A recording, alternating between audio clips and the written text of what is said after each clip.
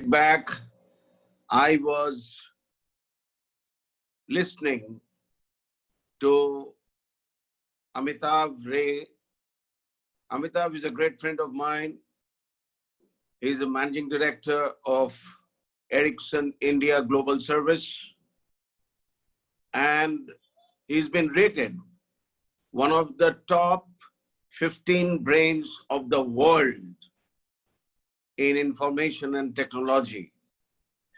And this is where, when I was listening to him, I felt that if all of you could actually go through his speech, you can understand where the world is heading to. And when we do that, the organizations like what Mr. Roy Choudhury is running, SAIARD, they will be taking the lead from the front, even from sitting in some corners of this world.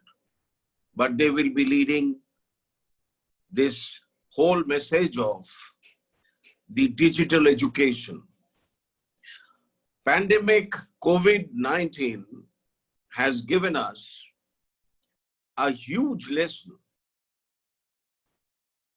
We have never thought that we will have 90 days of sitting inside the house, sitting inside your room, going into your self-isolation and still move on. Now, this is where you need to think of what happens to our kids, where there, as I was referring to what Amitav has just now said, that 8 seconds, that is the average of timeline of the brain to change from one issue to the other. Now, when we think of that, so every 8 seconds, you need to really give something meaningful to the brain to start thinking. Now, if that is what you need to do, you need to really club technology along with education.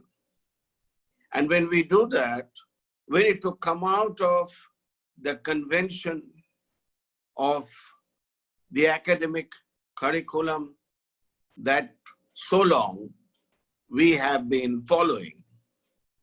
We have to rethink that how to readdress our career, how to readdress our thinking brain. The brain needs to think. The brain should augment by itself. I was wondering when I was listening to Amitabh's, that small child from northeastern state of India, who a 10-year-old girl could follow the techniques over internet from 3 champion Russian gymnasts and practiced and went into becoming a champion by herself at this age. So this is what the education needs to rethink. And that's what we call digital education. One of my mentors, who will be talking in the evening today, who is our Honorable Lieutenant Governor of Pondicherry, I'm sorry, Puducherry, it's called now, Dr. Kiran Bedi. Dr. Bedi is an IPS officer of the highest order, of the highest merit. She is an administrator at par. And today, I could see during this pandemic, she is addressing just not her departments. She's addressing a whole world of people through digital media. Now we need to listen more on her, from her this evening. But today, all of us who are into imparting of education, we need to mix our thoughts of how to club in technology and education together. We need to readdress how to place careers in front of our kids. Our kids means the kids of this world. When I say our kids, I mean kids from Africa. I mean kids from America. I mean kids from Mexico. I mean kids from UK, France, Australia, deep Asia countries, Afghanistan, Pakistan, Bangladesh, Sri Lanka. You know, today is the day when adaptation is something we use as a key to our success.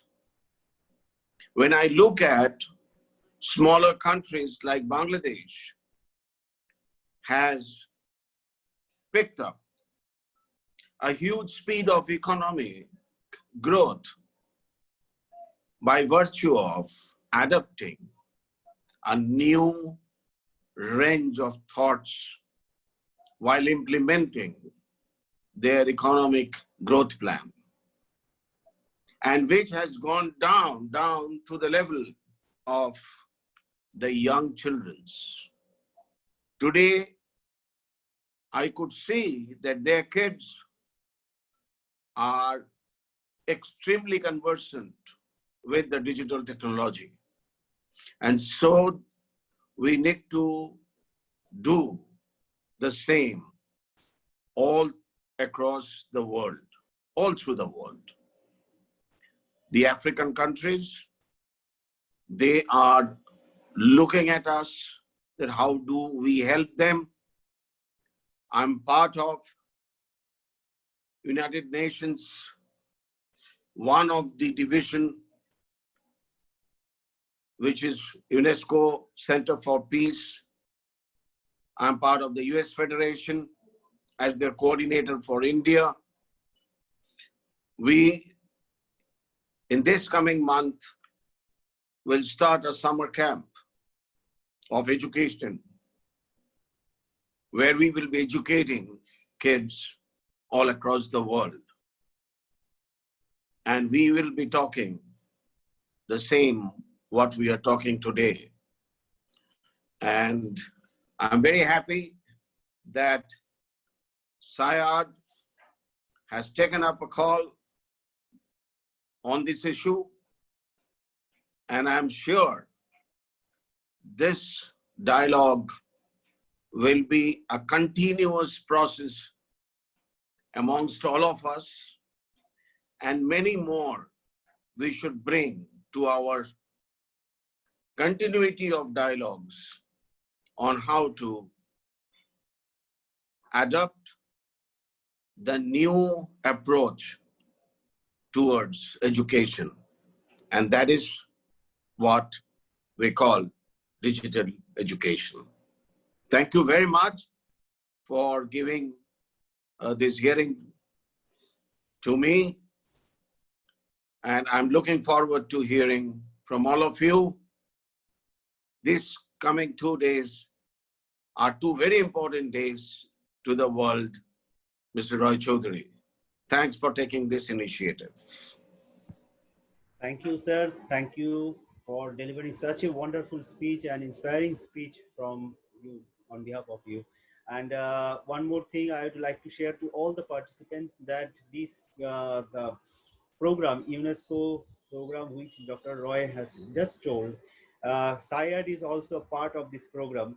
And on behalf of SAIARD and UNESCO Center for Peace also, I would like to request to every resource persons who are belong from the different countries here, please tell your students to join. I will very shortly, I will share the brochure to you in your mail ID, and you just circulate to your through your ministry or through your education institutions, as that your students can get be able to join there. And it's really an opportunity to work with the UNESCO to in future who said that they may be a part of UNESCO. So thank you, sir, once again. And Thank you. right now we are going to our first technical session. So just not wasting our time, we would go to our Muhammad Yasin Samim sir. He is a senior technical and policy advisor in Ministry of Education of Afghanistan. So the topic of his lecture is COVID-19 and alternative education response of Ministry of Education, Afghanistan. Over to you, sir. Namaste to Indian friends and also the Sir, keynote we are right now. We speaking are all countries. global friends. And good morning, everyone. Thank you for Mr. Chaudhary for inviting me to be part of this important education summit. I really took advantage of the perspectives brought by the keynote speakers on education development, the challenges, and also the opportunities at regional and global level. I'm not by profession an academic person. I'm rather a practitioner. I have been working for long 10 years with different government and non-government organizations in Afghanistan, a few of which have been working for education development in Afghanistan. I just gave you a quick introduction of myself. I'm currently working as senior policy and technical advisor for the Ministry of Education, with particular focus on non-formal education and adult education. But in the meantime, I am involved in all policy and programming and also strategic planning at the Ministry of Education in Afghanistan. I have my first master in international relations and the second master degree in public administration and governance. I don't want to repeat the information that has already been discussed about the challenges that has been posed by COVID-19 pandemic globally, but with and also the differentiated strategies that different countries have adopted to respond to this evil, we could say. But here I just will focus on the response plan that has been prepared by the Ministry of Education in Afghanistan. I just quickly discussed that. So for this, my speech or my talk will be focused around, it will be structured in the following: introduction of education sector challenges and opportunities in Afghanistan, then the COVID-19 pandemic and the response plan that has been prepared and being implemented by the Ministry of Education, which has two phases, phase 1 and phase 2, and the lessons that we have learned from the pandemic for the future. As you know that before the introduction, I would like to say that any pandemic or any event like this, which is having global impact, requires also mechanisms and platforms for global governance in education, which means also, I'm hearing some voice from the background. Okay. We also require more coordination for in technical and also policy level between different countries, because COVID-19, like other global issues, is now not a national level issue or a regional issue, level issue. It's a global issue. It crosses the boundaries and it has impacts for all the world. So it needs more coordination, contribution, and also learning from each other. So when it comes to the specific context of Afghanistan, let me give you a quick update on the situation of education in Afghanistan. You know that since 2001, Afghanistan has made significant progress in the education sector. The enrollment in schools increased from less than 1 million in 2001 to 9.6 million now in 2019 to 2020. The number of professional teachers has increased substantially, and the share of the female teachers in the education sector has increased to 38% in a country which has had long history of conflict and gender inequality. The literacy rate has increased from lower than 18% to 43%, which is quite a rapid achievement, but there are still barriers and limitations, like a great number of illiterate and less literate adult and young youth, which is about 11 million. After India, Pakistan, and Bangladesh, it's the fourth country with the highest number of illiterate population. So that's a challenge. In addition, we have made very good progress in curriculum, teacher education relevance. The curriculum for general education starting from preschool to grade 12 has been reviewed and reprinted, which is now being implemented. The curriculum for literacy and adult education has been for the level 1, which includes grade 1 to 3, has been printed and it's implemented, and for grade level 2, which includes grade 4 to 6, and level 3, grade 7 to 9, the framework has been developed, and it's now, we are in the process of developing the syllabi, and soon, after a year, possibly we'll have curriculum for these levels as well. In the meantime, the education sector in Afghanistan has had good achievements in building partnerships with professional and technical organizations that are working at the regional and global level on education development. We have been parts of the GOMEL Global Alliance for Measuring Learning, which is a UIS initiative. We are part of the Global Alliance for Literacy, which is a UIL initiative. We are also having strategic partnerships with UNESCO, UNICEF, World Bank, and also many other international organizations, which gave us an advantage for learning from the world, learning from the global technical institutions, and also comparing our success and progress. In the meantime, we have to say, while acknowledging these achievements, we also, I'm going to say that we have still a lot of barriers and limitations. There are about 3.7 million children out of school. It's still a big problem. And also, you know, insecurity and ongoing conflict in some parts of the country has made access as a serious problem for the children and also for the youth and adult learners. In addition, gender gap still exists in education sector, both in the beneficiaries, in reaching out to the beneficiaries, and also the education personnel.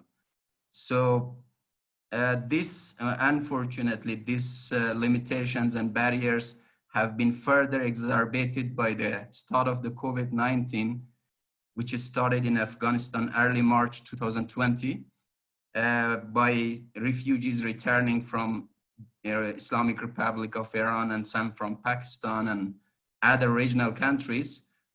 Soon after the very initial signals of the pandemic, the government and the leadership of the government of Afghanistan decided to go to discuss and come with solutions for the situation.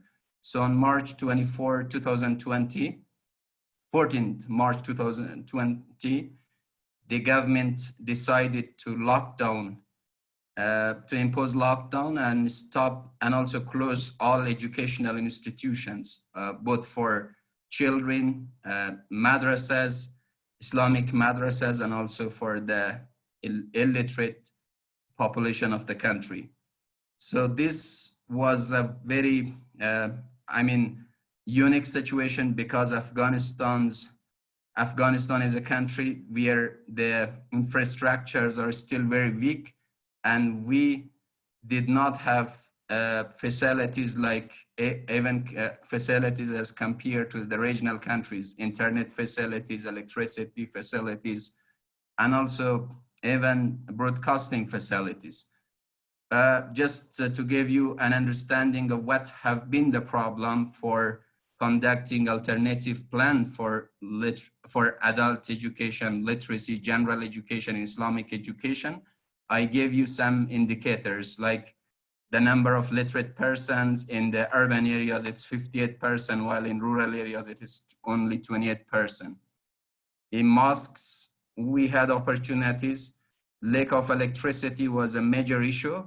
In total, only 77% of the people in Afghanistan, especially the beneficiary groups for education sector, had access to electricity. And also in urban, only in rural areas, 62% of people have had access to radios and television. They had only 57% of the people in rural areas have had access to television. And also the access to telephone or mobile penetration rate in the major cities, urban areas have been 90%, while in the rural areas it is 30 to 40%. Internet facility at urban areas, it is 38%, while in the rural areas it has been 9% only. So it means that with these challenges that we have had, we started planning for preparing the alternative education response plan. So we came with 3 major strategies. The first strategy was self-directed learning, which we prepared some guidelines, both for the learners, starting from the grade 1 to grade 12, for the literacy and adult education learners, and also for Islamic madrasas learners, and also for the teacher and education personnel, including the provincial and district education managers. So we prepared guidelines, uploaded them on a special website, maarif.af, so that they could access and they could start learning by themselves, maybe seeking support from the literate members of their families or someone from the local community. In addition, we had the next strategy that was distance learning and online learning in areas where the people have had access to television and also internet. So it was mainly focused in urban areas and semi-urban areas. We started doing this by the Education TV, which is a specialized TV of the Ministry of Education, the National Radio and Television of Afghanistan, or the state-owned media of Afghanistan. And also we made some contracts with private TVs to allocate some hours of their air time for delivering education for the children and also for the youth and adults in Afghanistan. The third strategy that we focused was conducting small learning groups in open space, which included 5 to 8 learners in the open space, mainly in areas where they had not have had access to TV, radio, or they have not had access to television, and internet. So these were the 3 major strategies that we included for the planning, and it's being now implemented. In some areas, it had some major achievements, particularly for the literacy and adult education. So far, about 40,000 people have been covered through these digital, these 3 strategies that we propose as alternative plan.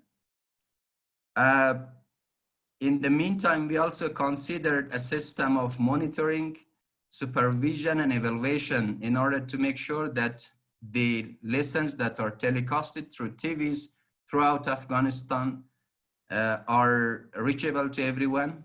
We also wanted to make sure that the contents that are uploaded on the website that's accessible for everyone. And we also had a system of feedback mechanism and communication through our education, through our education monitoring and personal at the provincial, district, and community level to receive the feedback of the learners, from the children, from the adults, and from the madrasa students about the delivery and the effectiveness of the learning. So this is the first phase of the plan that we have had. But of course, you know that pandemics and similar cases like this in the history of education has shown that any program can be very effective unless we have a follow-up for that, and we make sure that the students at least have some hours of face-to-face learning. So we came up with the second phase, which is the recovery section, in communication with the international partners, including the Global Partnership for Education, Education in Emergencies working groups, and also other working groups in the literacy and adult education sector. We proposed a recovery plan, which is now being discussed at the ministry and also the leadership level of the government, which envisions a 3 scenarios. The first scenario is that the education, we will return to the normal situation until June 2020. The first scenario was that we will return to normal situation until 1st September 2020. And the third one was until October 2020. So with each of these scenarios also necessitates for taking special measures. For instance, a few of them I would like to share that what we focused in these scenarios. The first thing is to make schools and education centers ready and safe for students to return. For example, by coordinating very closely with the Ministry of Public Health and also some international organizations to ensure that learners, students who return to the educational institutes, they have the basic facilities of sanitization and also healthcare facilities so that they are kept safe from the virus. And the second thing is about assessing the learning progress of students and adult learners through alternative education.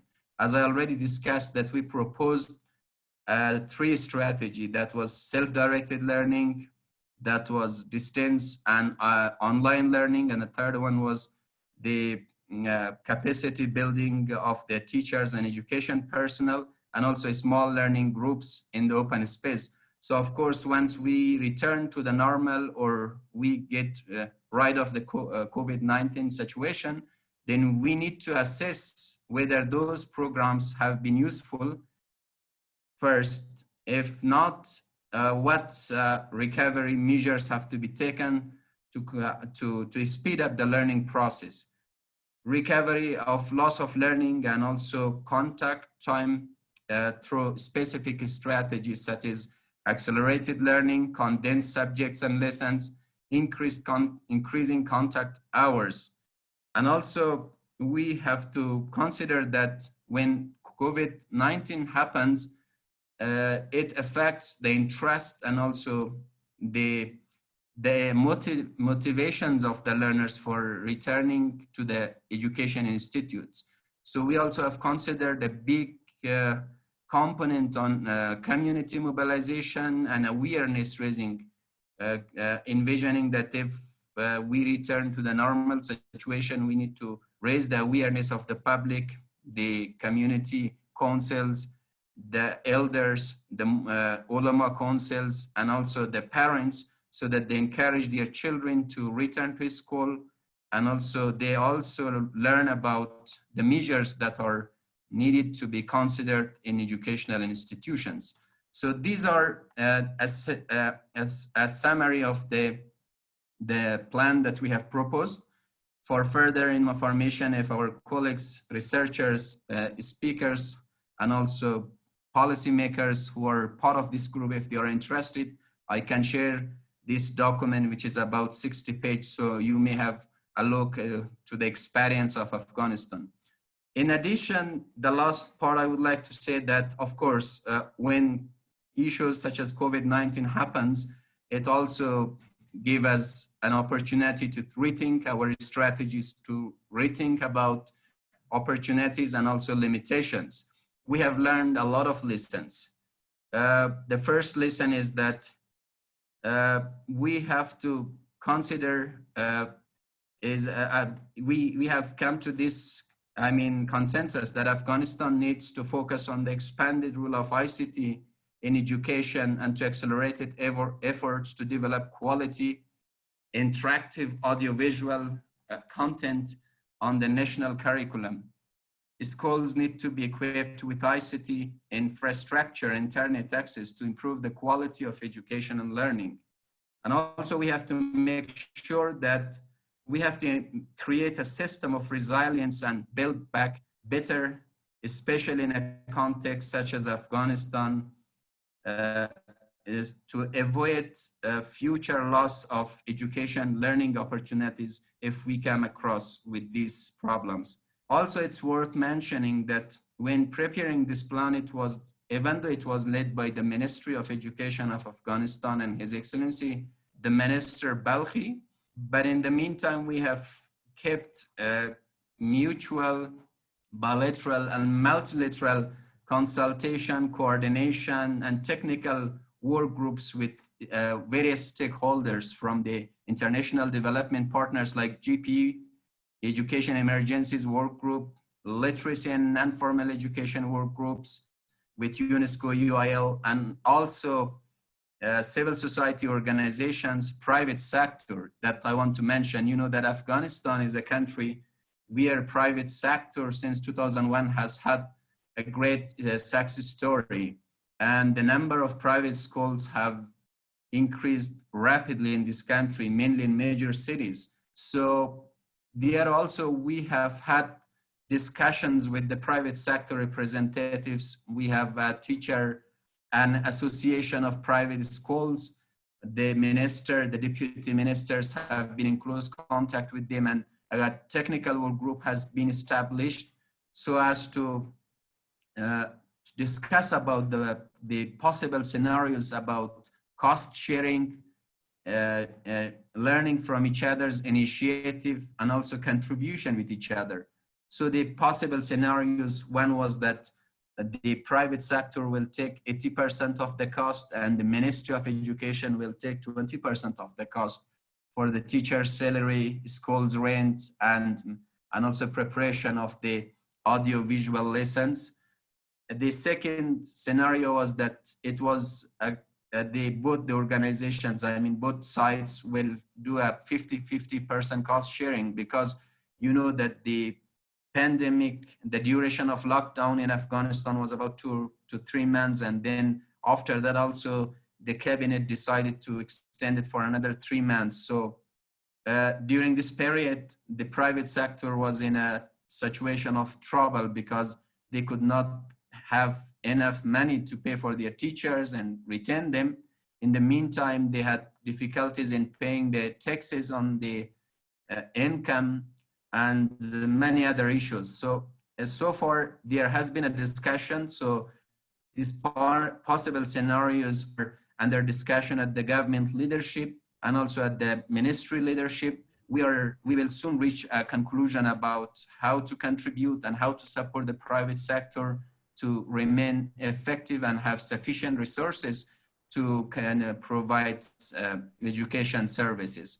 It's worth mentioning that private sector has already developed many learning packages, audio-visual contents, and they deliver to their students through flash disks, CDs, and other possible means, and the self-directed learning guidelines of the ministry is also shared with them, so the private schools students still continue their education.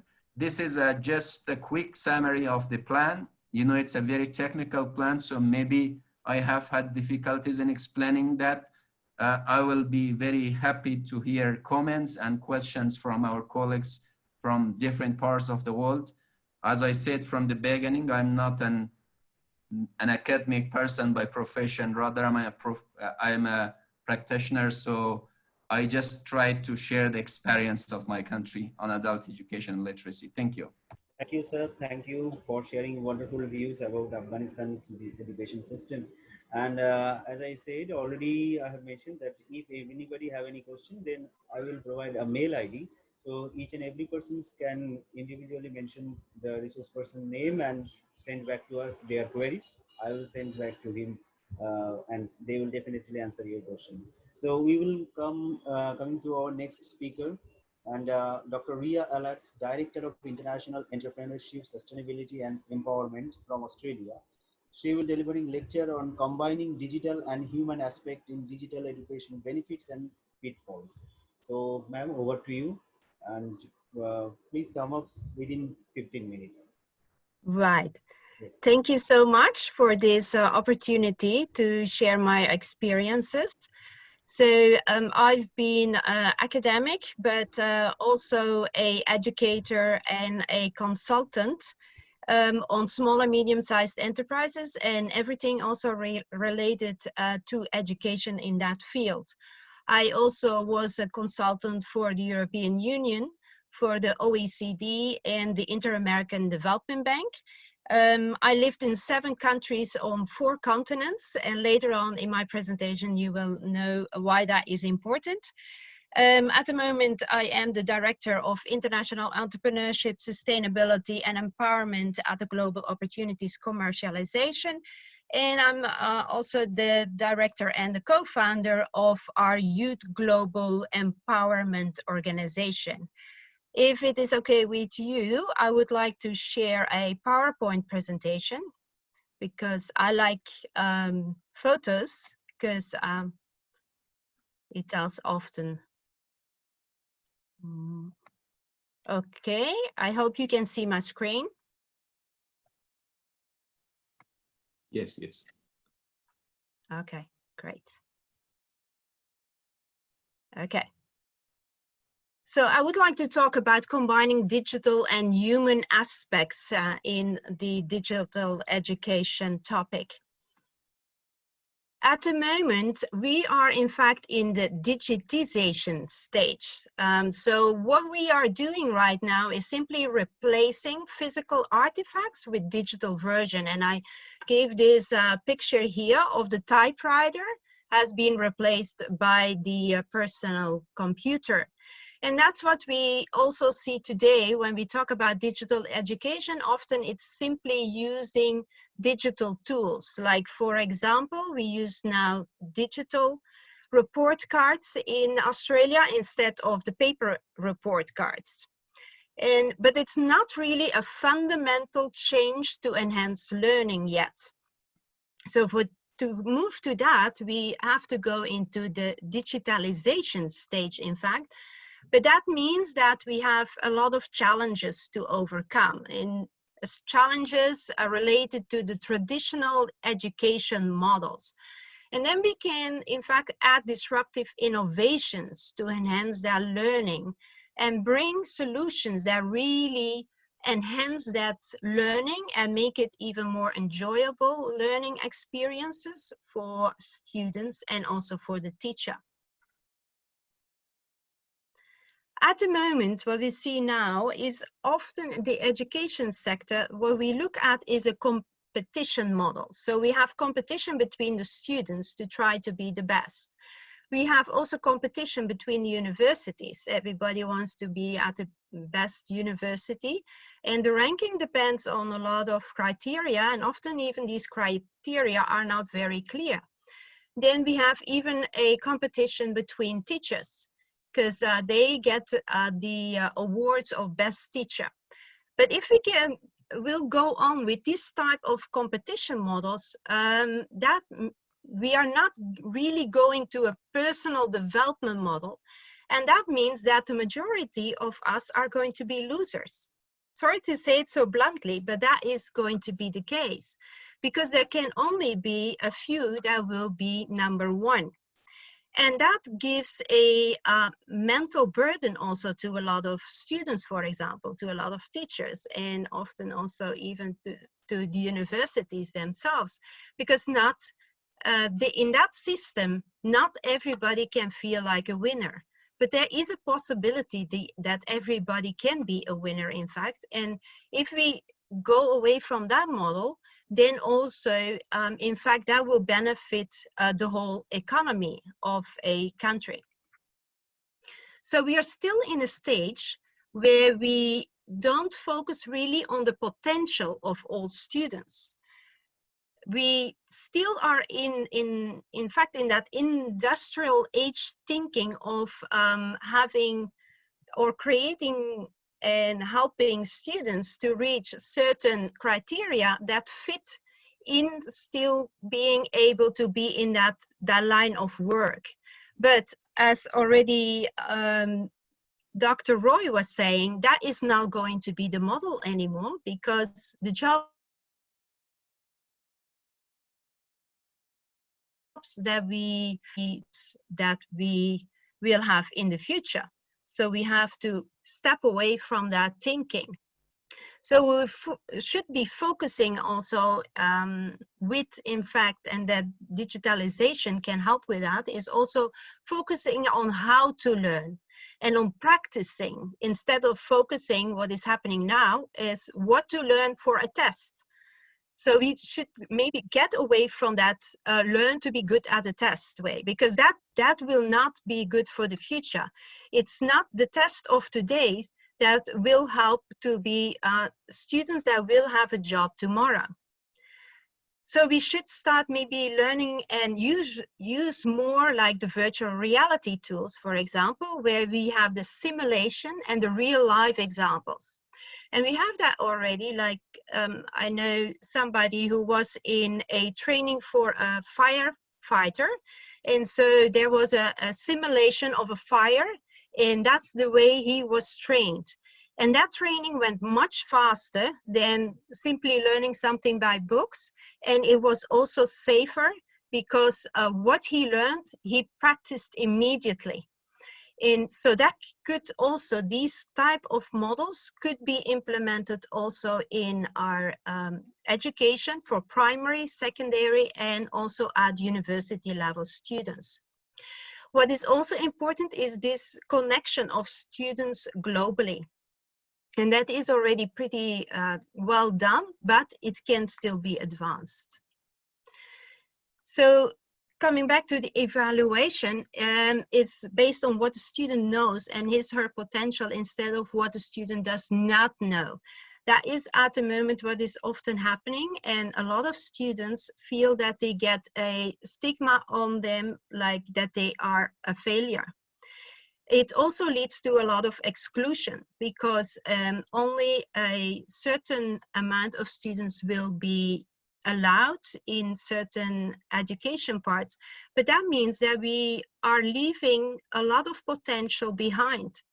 because I am a real believer that every person has something special. They have a certain passion that they are very good at, and that a lot of other people are not good at.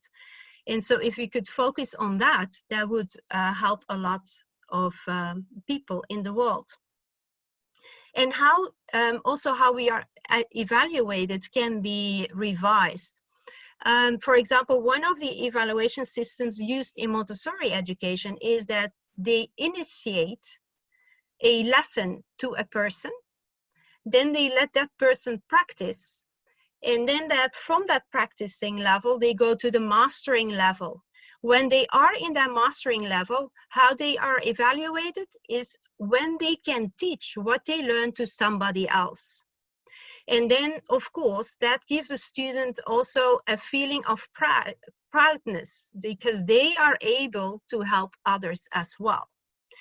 And you find that type of evaluation already back in the gaming industry as well, right? For those of you who like to play games, often it is in levels, and they keep it as exciting as possible. And then when you reach a higher level, it gets even more exciting.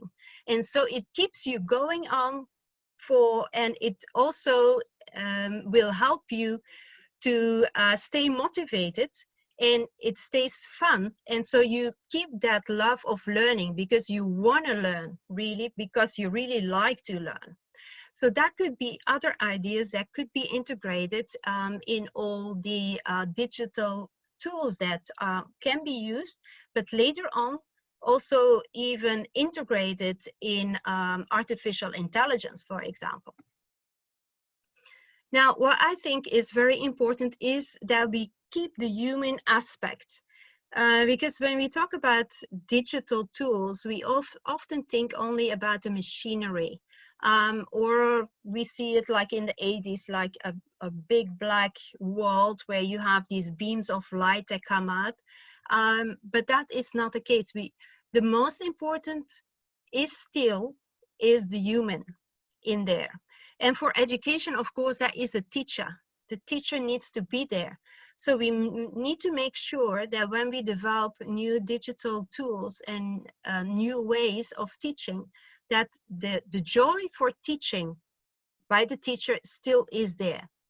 And also that interaction with that student is still very important. And I can give you an example. When my daughter was in the lockdown for COVID-19 and they had to learn at school, there was that digital interaction. So they used Teams, and for her it was just fine. It was no problem doing it that way. But she said, "Mom, it's very important that my teacher was there." So the whole time the teacher was still available there. So they were not giving like, okay, these are your tasks, this is what you need to do. No, the teacher was always available there. And that she felt like, okay, this made her comfortable, and that made the change not so big. So that interaction between teacher and student will always be important. And that's when the teacher can be more like a companion on this curvy, bumpy road of learning, right? Because it's a curvy, bumpy road. You don't have to be right from the first time. You are allowed to make mistakes.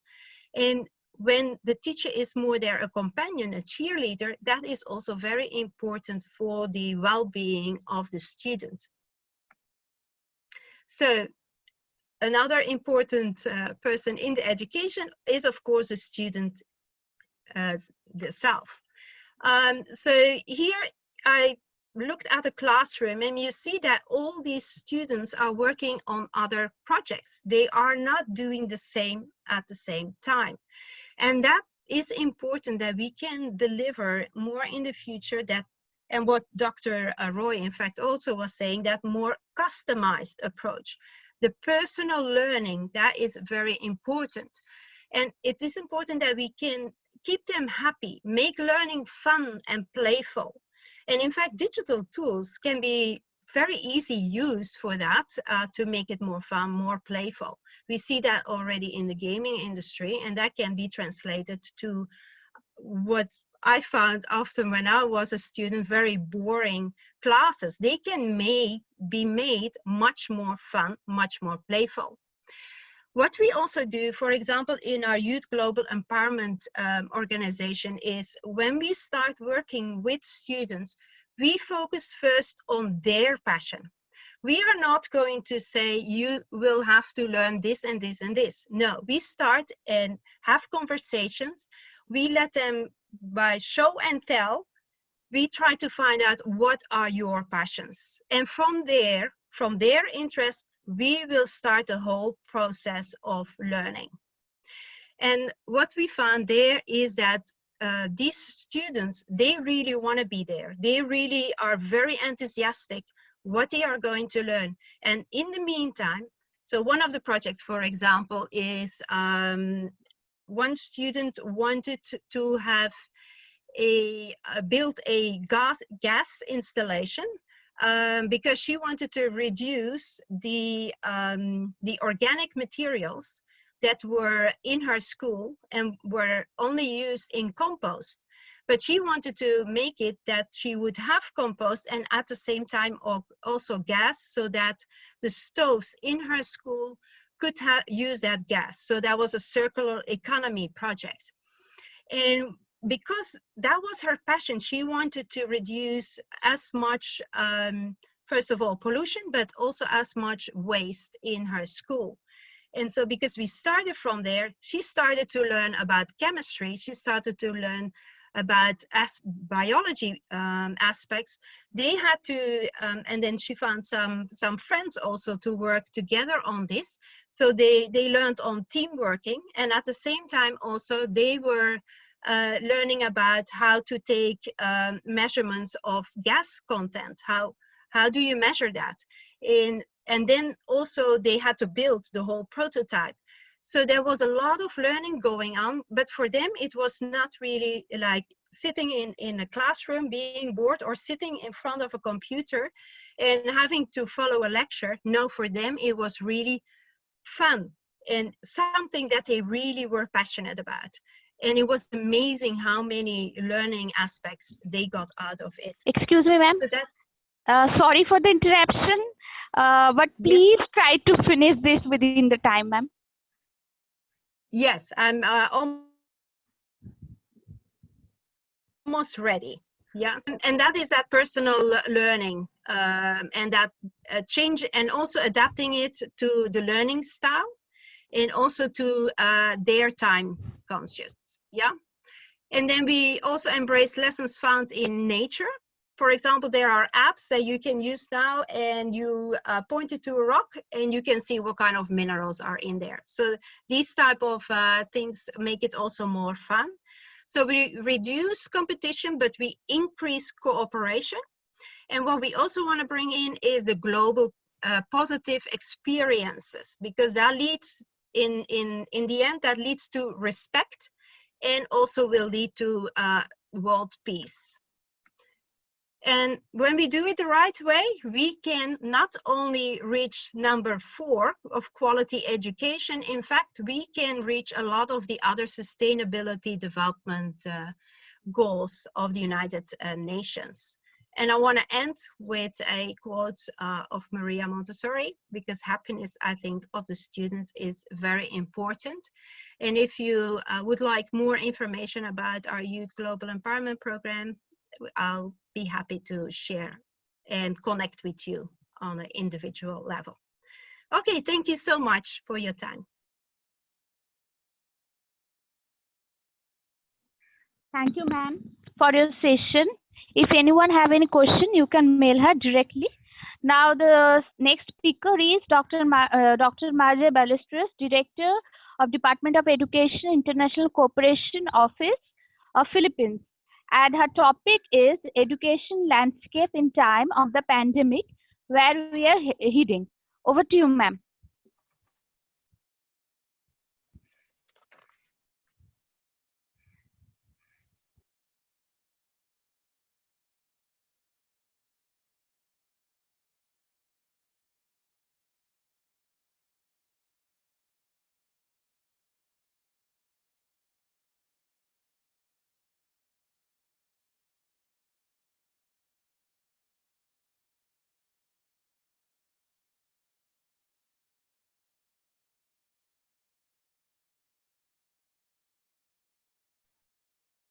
Good morning to friends in the other corners of the globe, and good afternoon to friends in Southeast Asia, and to those who are, of course, in I think in India it's already afternoon. So it's just a bit introduction of myself. I work with the Ministry of Education in the Philippines, or we call it the Department of Education. And I've been there. I've been with the department for like less than 5 years, and I head the International Cooperation Office, and the office is mandated to take care of of course, the international affairs or the external affairs of the department. So I deal most of the time with international partners and international organizations. Of course, it's an honor to be invited with you guys to be sharing with you the Philippine experience this afternoon. From the time we had the pandemic, or what we call the C-19, the coronavirus, as we call it, all the schools here in the Philippines were closed on March 16. On March 13th of this year, our president announced that the whole country will be in community quarantine. My apologies, guys, if you hear my dogs barking or you hear the chickens crowing and all that, because I am in the countryside at the moment. I left Manila 3 months ago just to make sure I will be safe. And indeed, I'm really away from any fear of being contaminated with the virus, because I'm like around 350 kilometers away from the city. So basically, the sharing this afternoon will revolve on how we are addressing the issues at this time of the pandemic in this country, and of the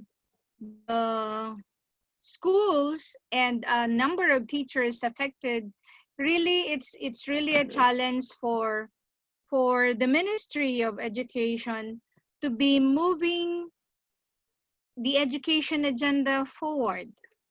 I'm having trouble with the slides. Hold on a second. So can you hear me? Yes, we hear you.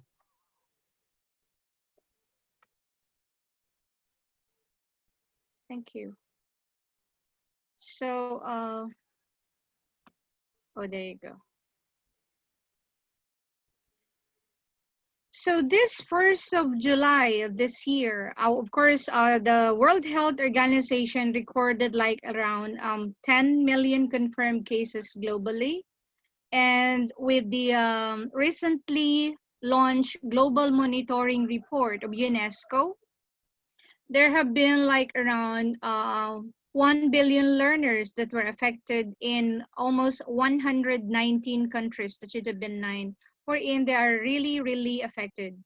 And since January 30 of 2020, where C-19 hit the Philippines, immediately on the February 1st of this year, our minister issued the DepEd Memorandum Circular, which is a creation of a management, a task force to look at how we're going to address and to make things happen in the department. So upon the release of one memoranda after the other, teachers as well as the administrators work hand in hand and to prepare our teachers and our schools together with our learners as well.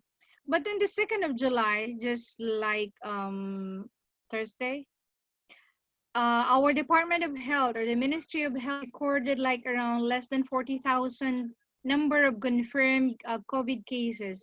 We are the third in the ASEAN region. First is Indonesia, second is Singapore, and Philippines as third, and fourth is Malaysia. So we have around 198 that were already confirmed from the field, and actually we have 2 from the national office. So what is actually our portfolio? We take care of the basic education. We're in a total number of schools all over the country. You see it on screen. And our students, as of 2019-2020, before COVID struck us, we have like around 27.7 million of students. And the COVID struck us when it was our fourth quarter.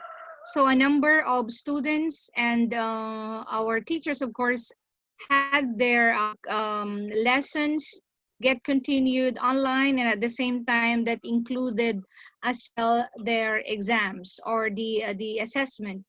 So here's the total number of teaching positions, both teaching and non-teaching as well. So this is our workforce per region. There are 17 regions all in all, and we have around less than 1 million workforce. And of the less than 1 million, this is the breakdown of how many actually are those who are under contract of service, or those who are also job orders, but they don't actually occupy permanent positions. We also take care of our private schools and personnel as well. Here's the data. But basically, when COVID came in, the department prepared the learning continuity plan, because the battle cry of the ministry is actually to make education continue. When we were struck with the earthquake, with the typhoon, and if you have been following the news, here in the Philippines, we get as many as 36 to 40 cyclones every year, and that's from north to south. And that's why we are being tagged as the resilient people.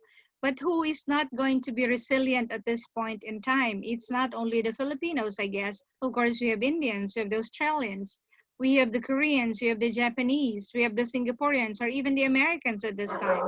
So what is this learning continuity plan all about? Of course, with the C-19, it has posed a lot of challenges to various sectors, especially in responding to basic rights.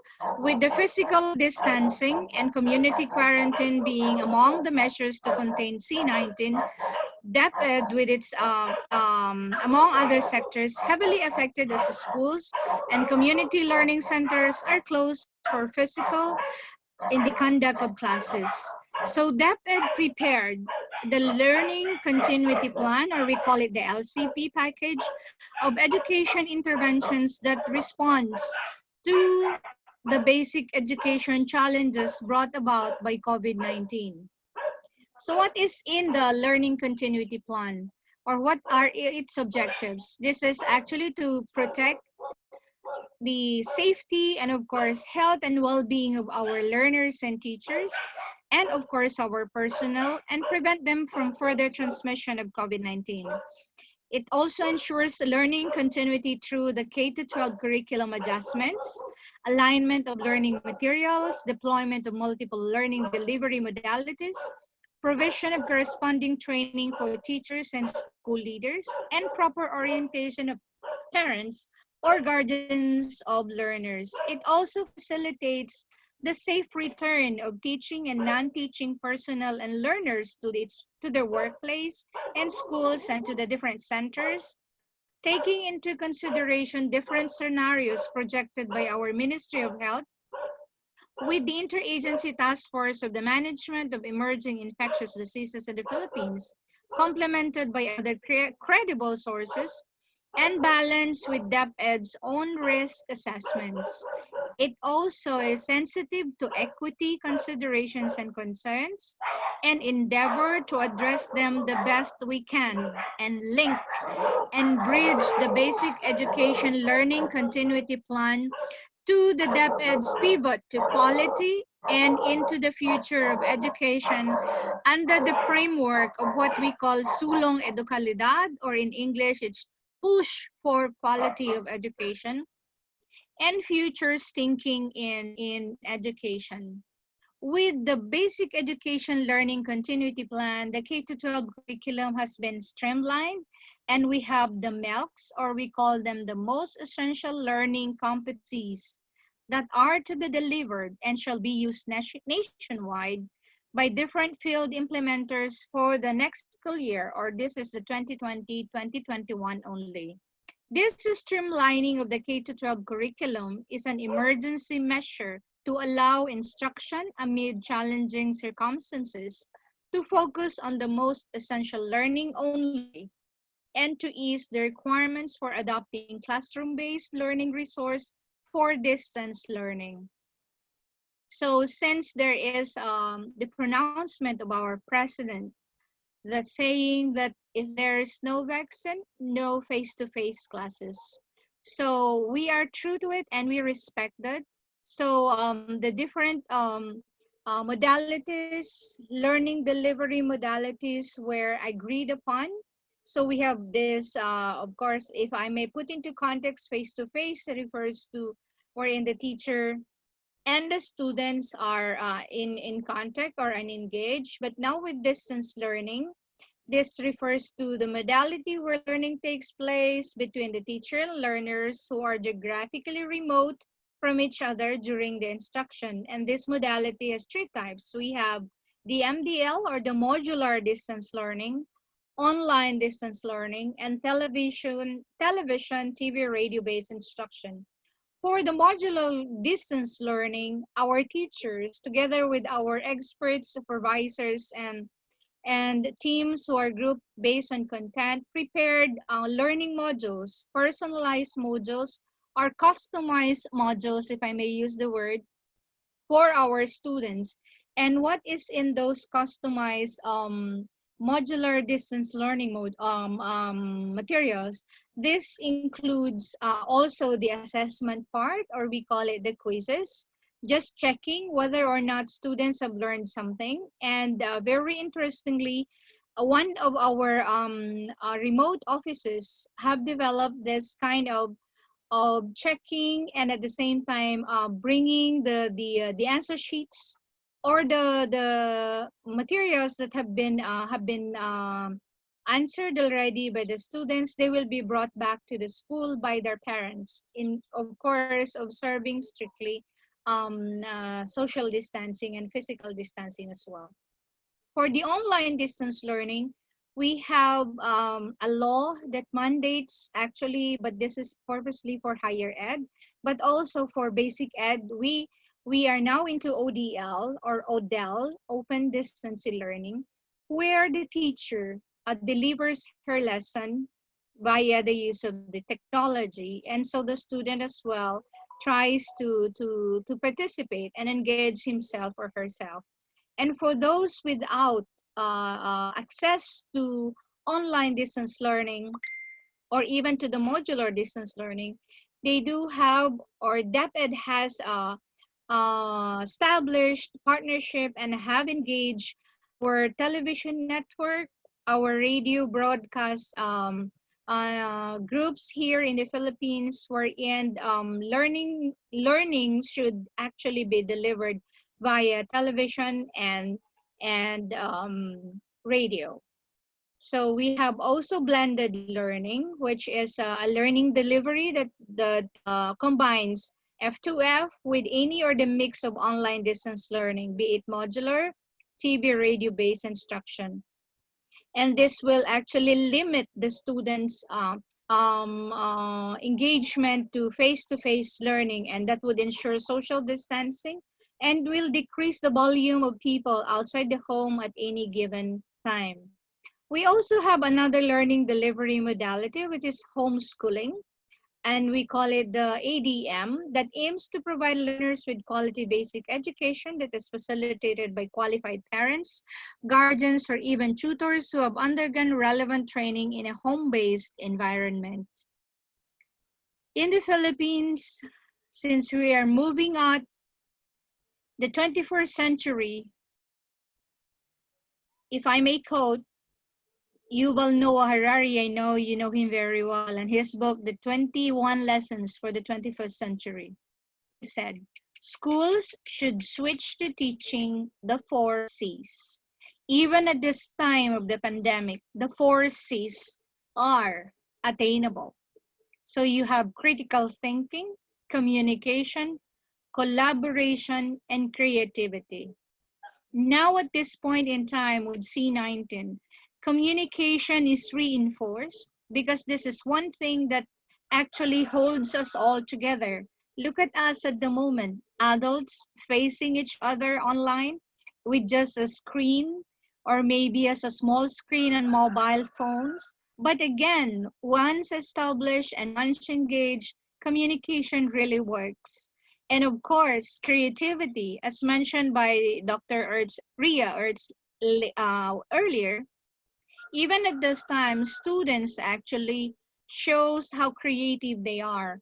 They can navigate with technology, while others who don't have access to the internet or to online learning, they can still do their part and be creative. Because most importantly, the ability to deal with change is the most important and essential of it all. Learning new things and preserving mental balance and wellness in unfamiliar situations. The pandemic came in without us planning and preparing earlier before it came. But we learned a number of things as we went through. It's been more than a hundred days when C19 came into the picture.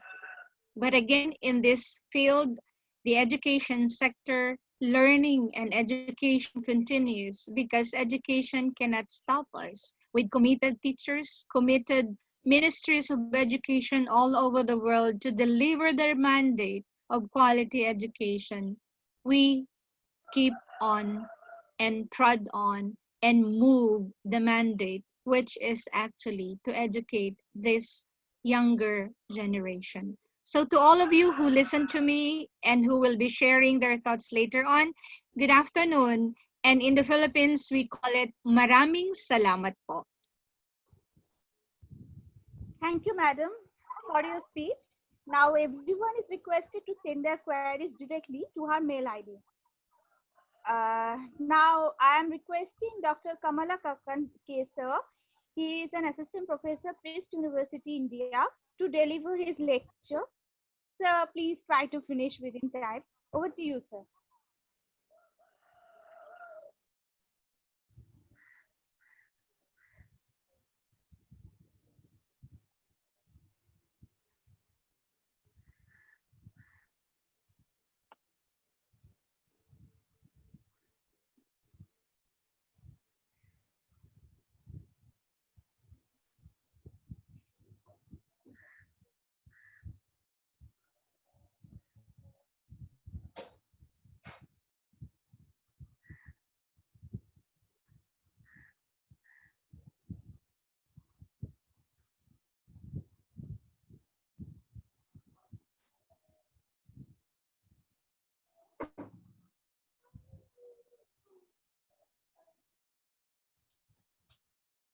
Sir?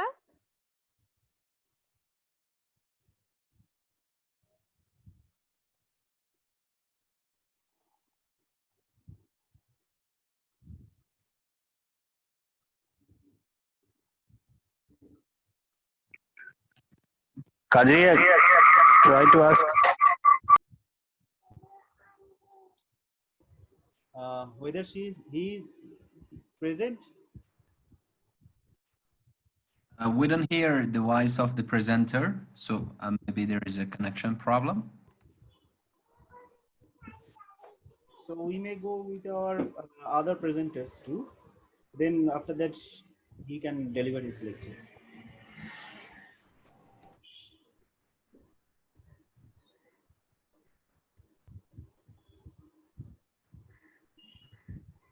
Fajri, I hope we'll go Yes, another yes, presenter. Yes. yes. Ramia Lampu, Ministry of Education and Religious Affairs, Government of Greece. Are you present? Good morning Yes, ma'am. Please, to all please. participants. Okay, ma'am. Your topic is online learning here to stay, reflection after the COVID-19 quarantine. Thank you, ma'am. Over to you, ma'am. Good morning to everyone. My name is Rania Lambu. I'm an educator and a neuroscience researcher. Currently, I'm working at the Ministry of Education at the Directorate of Educational Technology and Innovation.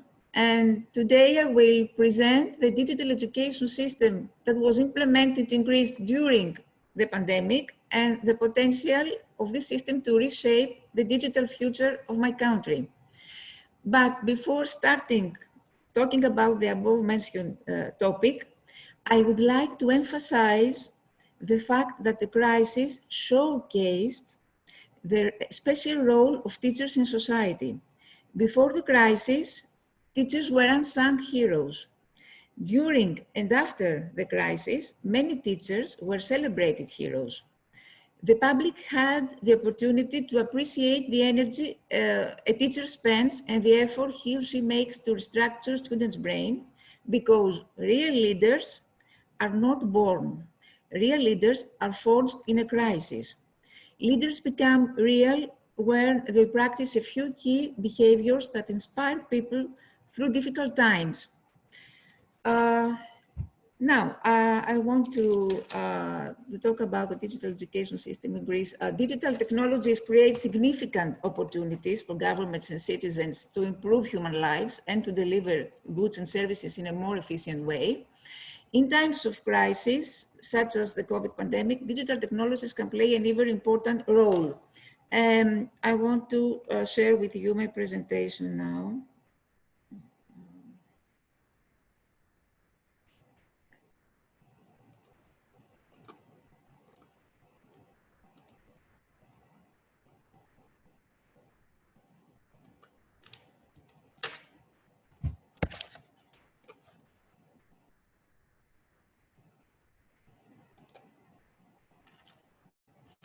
So, crisis might be a window for positive reforms and a huge opportunity for technologies. Policymakers of education see an opportunity in the crisis to grant teachers more autonomy, promote public and private partnerships, and teach soft skills such as flexibility, adaptability, social empathy, and responsibility. And here I want to say that an adaptable teacher is a teacher who is able or willing to change in order to face different conditions. A flexible teacher is a teacher who can do this easily. A resilient teacher is able to withstand quickly from unexpected or difficult conditions, adapting to change on a regular basis. So we had three essential powers of the teacher: flexibility, adaptability, and resilience. Here's that. Now, during the lockdown, education was possible only through digital technologies. Thus, we're living through the world's largest homeschooling experiment, and at the same time, a social experiment, which shows the need for human communication. Furthermore, through the use of technology, the role of a teacher changed and became more like that of a mentor, a coach, or an evaluator. The pandemic gave the opportunity to collaborate on international level and gave teachers the opportunity to collaborate and exchange their opinions and experiences about this unprecedented situation. In particular, we can mention two platforms: the Global Education Coalition launched by UNESCO and the Teacher Task Force for Education 2030. In Greece, schools and universities closed on March due to the pandemic as part of the government's measure to prevent the spread of the disease. The Ministry of Education has responded to this crisis, calling it an opportunity to bring forward long-awaited reforms for the development of the education community digital skills. Well, it is well known that the socioeconomic and educational level of parents is a factor that determines the quality of children's education at home. The socioeconomic differences among parents result in a very deep educational gap that slows down and overloads the educational system. So in Greece, this situation was complicated by the legacy of a great financial crisis, which has delayed necessary investments in ICT and has deepened poverty. During the lockdown, socioeconomic differences also result in the digital divide phenomenon. Some children have digital infrastructure and bandwidth so that they can benefit from classes, while other children do not have a tablet or a PC at home. Another great factor that contributes to the digital divide is, of course, the difference in digital skills among households. So the government passed an emergency law regulating issues related to the education system response, which enabled public procurement of goods, such as laptop devices and software, and also services, without competition. In the context of a rigidly centralized system, the law also allowed universities to spend up to 60,000 euros without permission for procuring equipment to deliver distance learning. Now, I'm going to talk a little bit about the infrastructure of the digital school. The digital school was during the crisis, was highly upgraded. There was a huge increase in the number of students supported, and of course, a big increase in the use of the platforms of the digital school from both teachers and students. In particular, there was a big increase in the number of classes of the EMI platform, and especially the number of the learning objects, lesson plans and activities uploaded by the teachers. The digital school is a Greek national policy for digital educational content, a large-scale national initiative of the ministry for the modernization of school education in Greece. So the key actions of this project are interactive e-textbooks and learning resources, creation of interactive textbooks for all school disciplines in primary and secondary education, development of a large number of open reusable learning objects, and of course, we have also interactive books portal serving as the official portal of the Ministry of Education. Now, following the directions of the 2020 Digital Agenda of Europe and international trends, and taking into account the recent experiences, the key action lines of the Greek national policy for digital education content are: focus on the creation of reusable units of learning, promote open educational resources, promote reusing, remixing, and repurposing of existing digital learning resources, improve digital infrastructure, and promote, of course, the active role of teachers and pupils. Now, we're going to talk a little bit about the national learning repositories. The creation and effective use of digital learning resources and the development and establishment of content-based online services for schools constitutes key pillars in many national initiatives in school education. Building national learning repositories has recently become a common strategy, particularly in European countries. We can mention a few examples: the National Repository of Ireland and of Switzerland. In Greece, we have the so-called, the famous Photodendro. It's our national learning object repository. Photodendro, it is open to everyone, people, teachers, parents, as well as anybody else interested. It hosts open learning objects that are small and functionally autonomous and reusable open educational resources tagged with educational metadata, and it is targeted to teachers and pupils, of course. Now, we see a little bit the Photodendro ecosystem, which also includes Photodendro Edu Video that hosts short-length educational videos, Photodendro UGC hosting learning resources developed by teachers, so teachers upload their material, and we also have the aggregator Photodendro. The aggregator harvests and accumulates educational metadata from various repositories and collections from museums, libraries, etc. During the crisis, Greece had to face two main challenges: delivering distance education and managing the postponement of examinations. Other challenges have also appeared which show that no one approach will suit all countries. The Ministry of Education promptly responded to this emergency, developing and gradually implementing distance learning, offering students the opportunity to keep in touch with the educational process. Three companies, Cisco, Google, and Microsoft, have offered for free the digital platforms to the ministry. Taking also into consideration possible technological constraints in accessing the digital platforms, the ministry has foreseen also the possibility of connecting to the digital classes through a single telephone connection.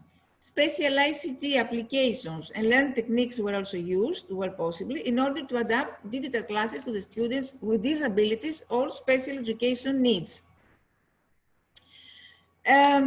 With the arrival of the pandemic, the ministry also issued instructions for the use of both synchronous and asynchronous teaching. Synchronous teaching and learning was offered at first to students in the last year of a secondary education while preparing for their university entry exams before being applied to the rest of secondary and primary schools.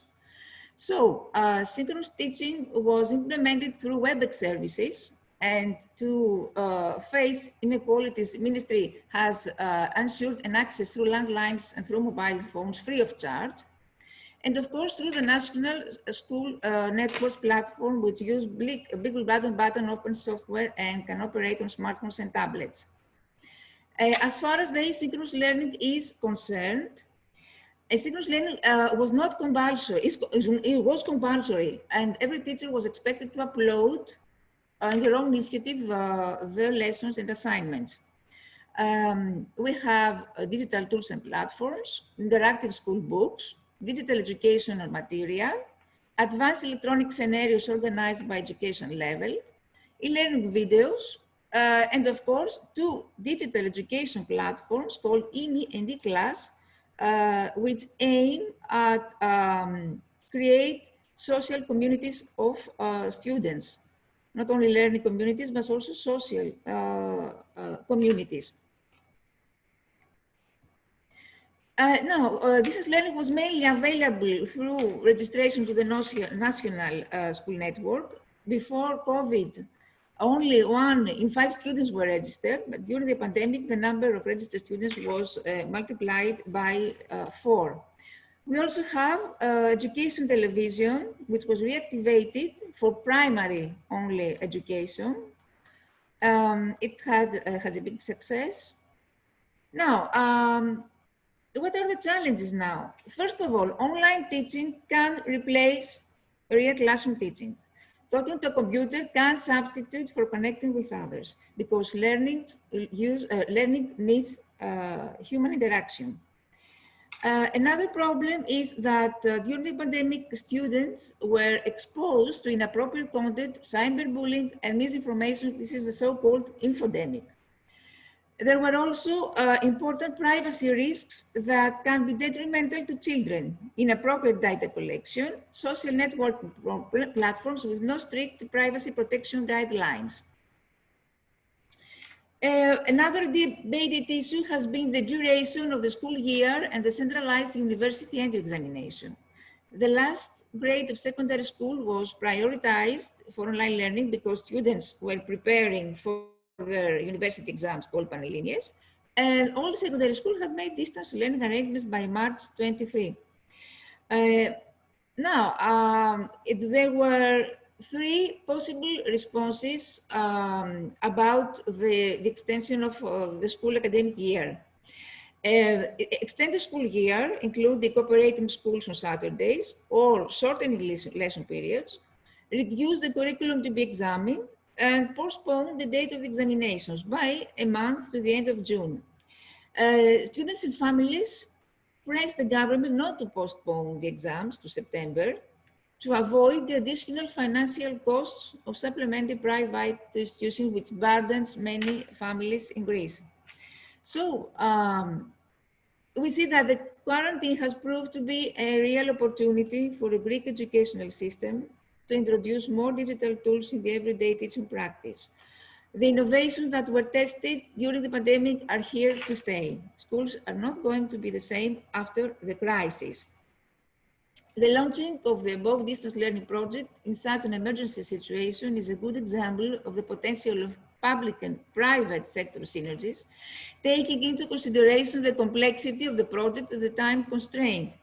The school community in Greece embraced this effort showing remarkable engagement with the demanding project of e-learning under these exceptional circumstances.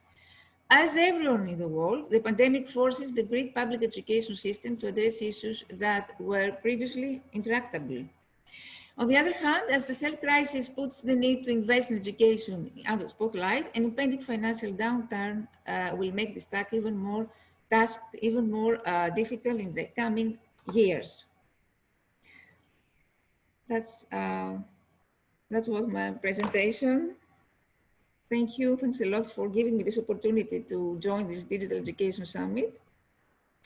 You can write in the chat every question you want.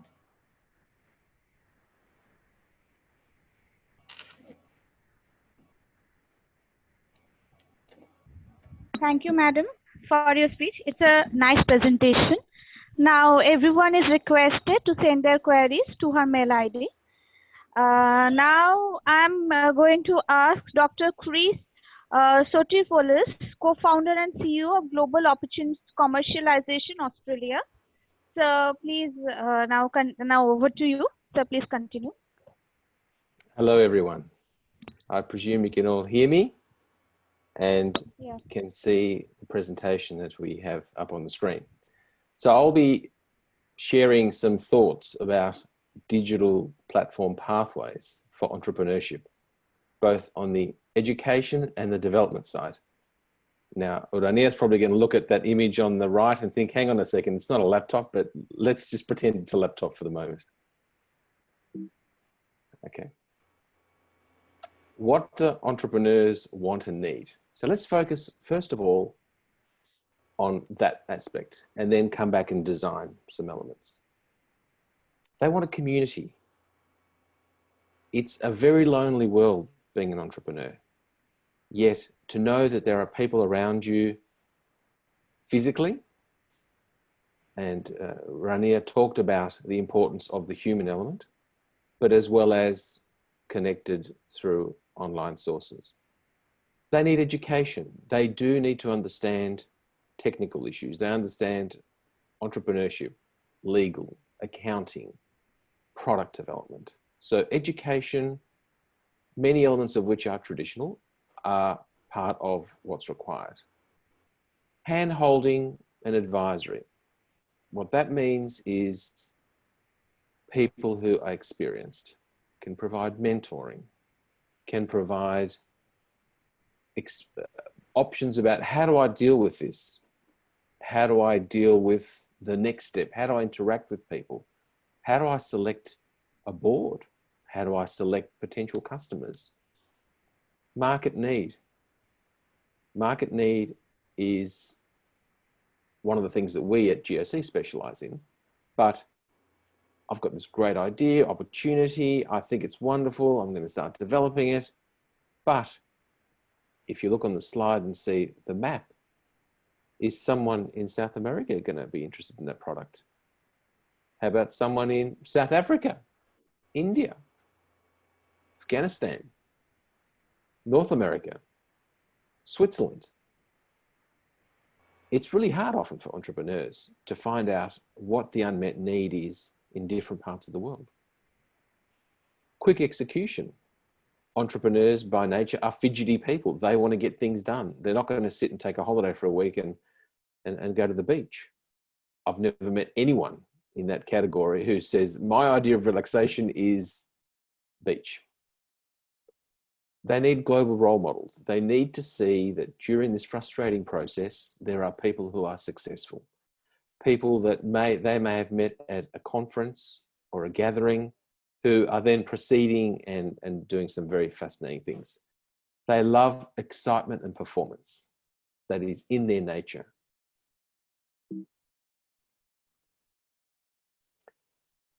What does a platform pathway look like? And why is it necessary to have that? Well, a pathway and platforms enable duplications within a city, within a region, within a cluster, within a country. Replication exterritorially, which means in another country. So why not have similar pathways in various countries that therefore enable consistency. When you have a pathway, you are then able to integrate real-time best practice and global themes. Hello, COVID's just happened. That's opened up global themes. Before that, we had globalization. We had IT clusters and servicing moving from India, Philippines, Silicon Valley doing different things, tourism being underserved initially by IT, but that's moving up as well. So the ability to have real-time integration is a mechanism that very few people talk about, but it's extremely critical in this reactive world where things happen and we need to provide solutions as soon as possible. Otherwise, we're going to have problems such as lockdowns. Reducing risk, increasing value and speed to market. Well, that's what happens when you have a pathway. You reduce the risk because you can cross-check sources from around the world, which means if someone's investing in you or someone's looking to co-develop with you or use their intellectual property, increasing the value, and there is a resulting speed to market. Co-modification of entrepreneurial commercialization. Well, what does that mean? Well, now we can get online and order books from the US or any part of the world, and they will be delivered to my house within a period of time. The idea that someone can pack the books, ship them, get them through customs, deliver them to my residence, knock on the door, it's here, is now not a problem. It's become a commodity now. Well, we have the opportunity to undertake various elements of entrepreneurship as a commodity. I will give an example later on as to what that means in terms of impact. The last one, vast solutions to social issues. When I was involved with commercialization and entrepreneurship 20 years ago, the idea that you could put a proposal to some business angel investors to solve a social issue, though, it's laughable. Oh, I don't care about social issues. I'm there to create the next drug, the next IT solution, the next product. Whereas now, social entrepreneurship is real. It is entering the financial space. People understand the return. So the corporate social responsibility of 15 years ago, which was a buzzword, now is starting to filter into real solutions. Don't get me wrong. It's only about 0.1% of where it needs to be, but it's starting to find a path. And we're very excited about that. Now, the relevance of digitized platforms to entrepreneurship, as has been discussed by some of our previous speakers.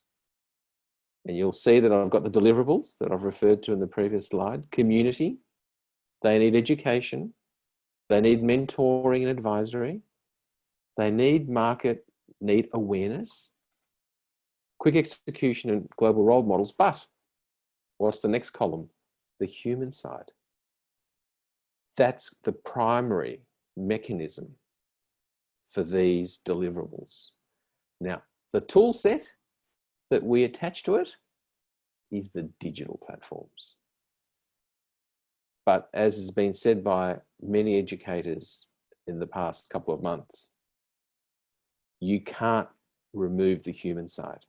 And we've seen, for example, the rush of online learning tools for children to significantly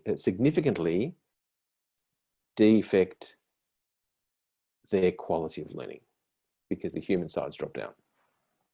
But the good news is here is that digitized platforms for entrepreneurs can leverage very simply and effectively these deliverables.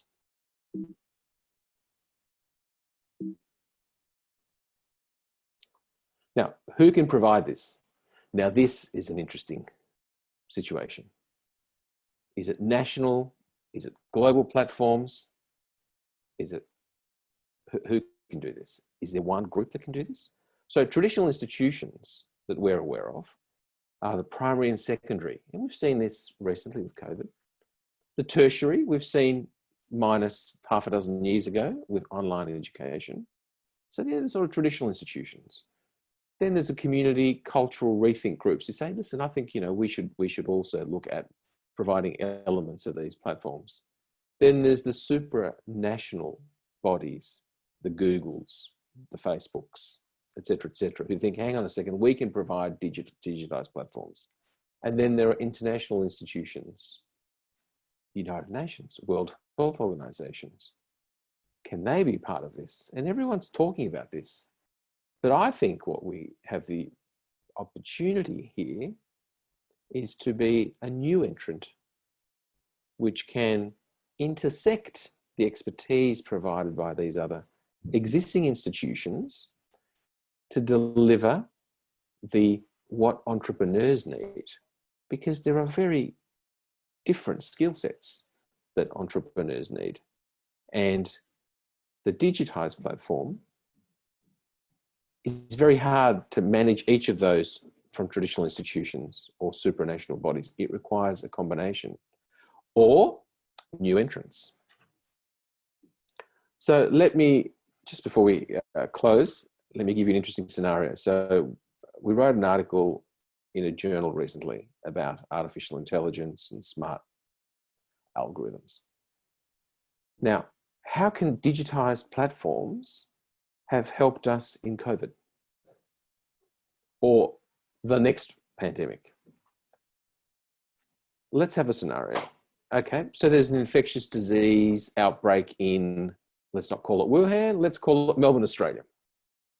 There are 50 people that have an outbreak of this disease.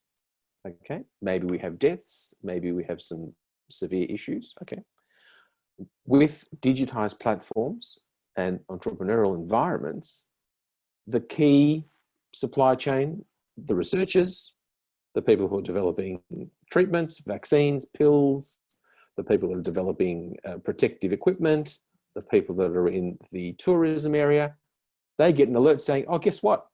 So a subset get an alert. Guess what? There's an outbreak in Melbourne. Can we all use our brains from different parts of the world and come up with solutions? Now, what are we seeing at the moment in that regard? We're seeing 120 groups that are developing vaccines. Who knows how many of those will get through, but it doesn't matter. We're seeing now these efforts. Well, in a digitized platform environment, that can occur almost instantly. Now, we do require elements of transparency internationally, but this is possible through these platforms. So these platforms can be created by new entrants, I think, is the best way to do it, where these are groups of individuals and organizations such as SAIARD connecting with different parts of the supply chain to deliver what's needed, because it's a combination of commercial smarts as well as education smarts. And that would have made a huge impact, I think, in the COVID, because it's a different way of doing things. So that's the end of the presentation. Thank you for the opportunity and congratulations to the organisers and to the speakers. I must say I've been extremely impressed with the speakers, and I'm sure the quality will continue through and we'll learn lots in the day and a half moving forward. So thank you. Thank you, sir, for your speech. It's a wonderful presentation. Now, everyone is requested to send their queries directly to sir's mail ID. Now, I'm requesting Dr. Kamana Kakan K, sir. He's an assistant professor of East University, India. Sir, are you present? Sir?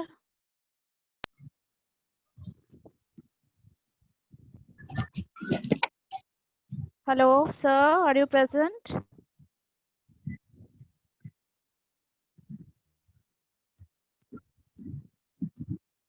I think he is not. He's not. So we can do one thing.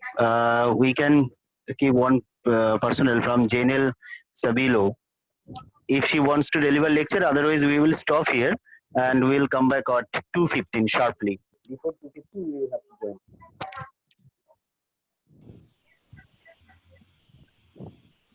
I think if we can just come back at 2:15. No, we will come back to 2:15, right? Okay, I'll keep it. Okay. So please, everybody, I would request everybody to please join before 2:15, as we can start our program according to the time, because right now, still now we are on time. And also, I would like to request another important announcement to all of you, that I have already shared in the chat box link of Google Meet, because our Honorable Lieutenant Governor Dr. Kiran Bedi from Puducherry Government of India, she will deliver the valedictory lecture of today's session, and she will deliver this lecture through Google Meet. So that's why we, after the session over in the second session, so we will have to shift in the Google Meet platform before the time. So if you have, if you don't see still now the link, I have already sent to the chat box, or you can ask me in my SAIARD, SAIARD, ACP at gmail.com. You may ask the link. If anybody don't have this link, they can message me, mail me immediately. I am sharing the link to him. I'll share the link. So this mail ID is SAIARD, SAIARD, SEP at gmail.com. SAIARD, SEP at gmail.com. So thank you for today's session. And first of our technical session, we have to over here, and we will come back before 2:15. Please, I would like to request to everybody, please. Thank you.